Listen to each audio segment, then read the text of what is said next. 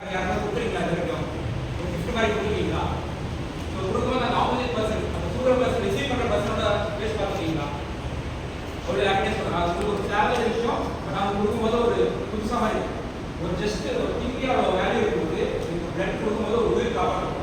So அதோட impact எப்படி இருக்கு நீங்கள் ஜஸ்ட் இமேஜின் பண்ணணும். ஏன்னா நீங்கள் கொடுக்குற பிளட் வந்து ஒரு குழந்தைக்கு போகலாம், ப்ரெக்னென்ட் லேடி போகலாம். பிளட் கொடுக்குற யாருக்கும் தக்கமாக சொல்லுறதுனா ஒரு பேஷண்ட் வந்து உயிர் காப்பாற்றணும். அதே மாதிரி ஒரு உயிரிழந்தோட ஒரு பிளட் ட்ரை பண்ணணும்னா அதில் காம்பனன்ட் இருக்கு. 3 காம்பனன்ட் பிளேட்லெட்ஸ், ரெட் செல், பிளாஸ்மா செல். ரெட் செல்ஸ் வந்து எமர்ஜென்சி பேஷண்ட்ஸோ சர்ஜரி பேஷண்ட்ஸ் போயிடும்.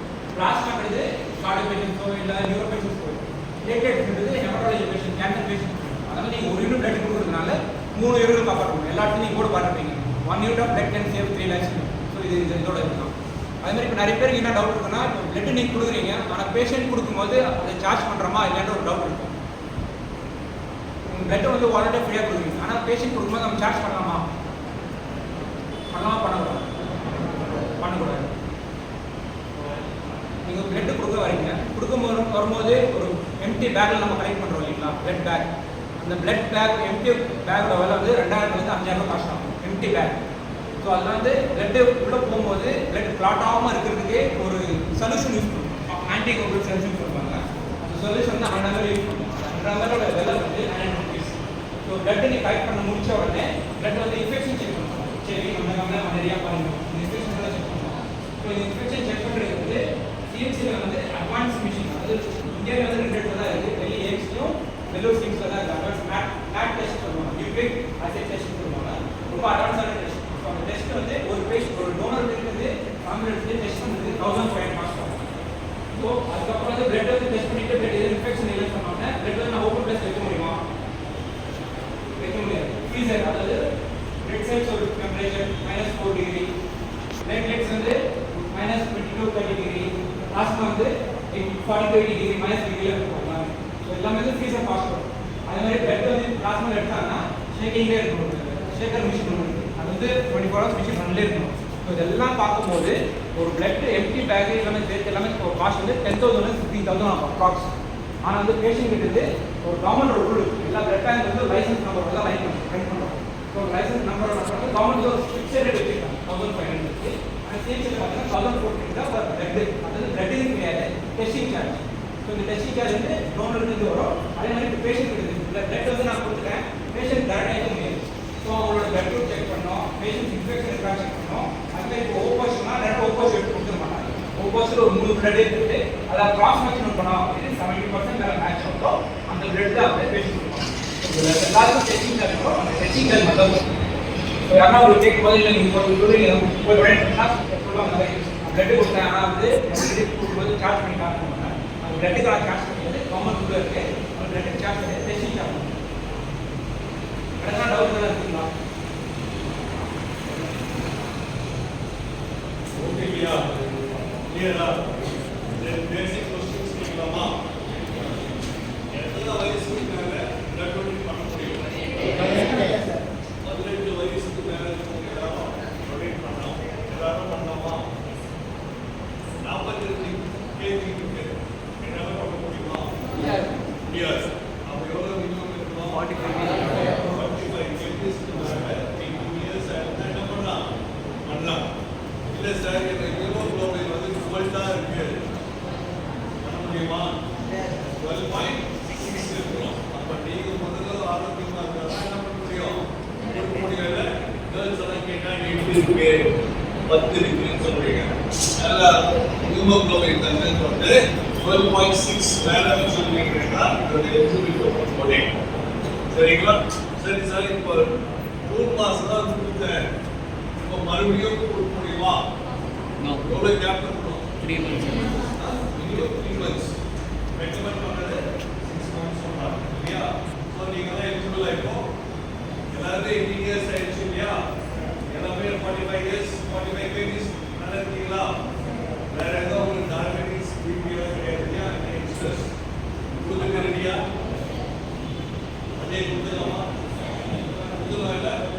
சரி, எல்லாமே சரி சரின்னு சொல்லிட்டா என்ன பண்ணலாம்? நீங்கள் ஸோ வில்லேஜ் அப்படின்னாக்கா ரெஜிஸ்டர் பாப்பா வெளியே வந்து என்ன பண்ணியிருக்காங்க, அதை ரெஜிஸ்ட்ரேஷன் போட்டுருக்காங்க. நீங்கள் செடி உங்களுக்கு வரலாம் அதில் தன்னார்வ ரத்த தானம். ஸோ நீங்களே முன் வந்து என்ன கொடுக்கலாம், ரத்த தானம் கொடுக்கலாம். அதுக்கு கிளாஸ் அவேர்னஸ் கொடுங்க சொல்றதுக்காக thank you so much sir.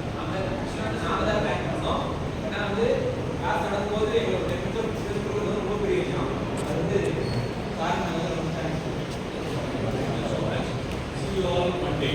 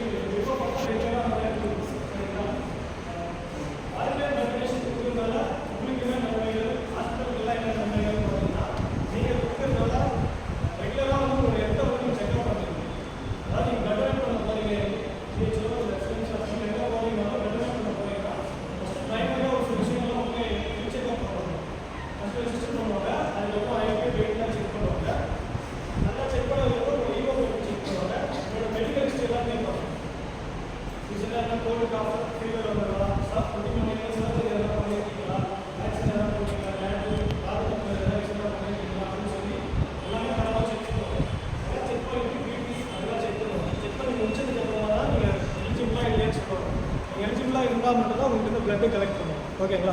So நீங்கள் வாலண்டியராக பிளட் டொனேட் பண்ண போகிறீங்கன்னா ஃபஸ்ட்டு உங்களுக்கு என்ன நன்மைனா உங்களோட ஹெல்த்தை வந்து நீங்கள் ஃப்ரீயாக செக் பண்ணுறீங்க. ஓகேவா?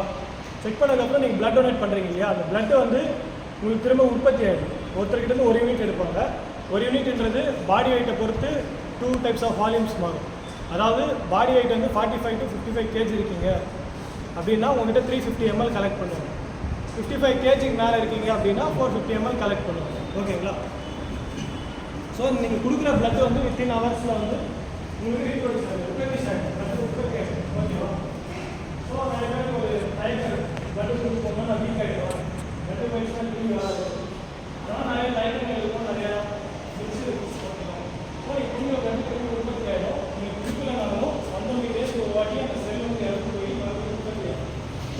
அதனால் நீங்கள் கொடுக்குறதுனால என்னன்னா ஒரு பேஷண்ட் போய் சேரும். கொடுக்காம அறுத்து போகும். நீங்கள் கொடுக்கறதுனால ஒரு பேஷண்ட் போய் சேரும். ஒரு யூனிட் பிளட் கொடுத்தீங்கன்னா 3 யூனிட் காப்பாற்றும். நீங்கள் கொடுக்குற பிளட்டை வந்து டிஃப்ரெண்ட் காம்பனன்ட்ஸாக கிடைக்கும். நம்ம பிளட்டில் என்ன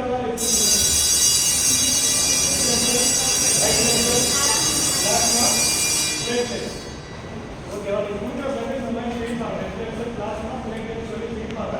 ஒரு வகையான பேஷண்ட்டுக்கு அந்த காம்பனன்ஸ் யூஸ்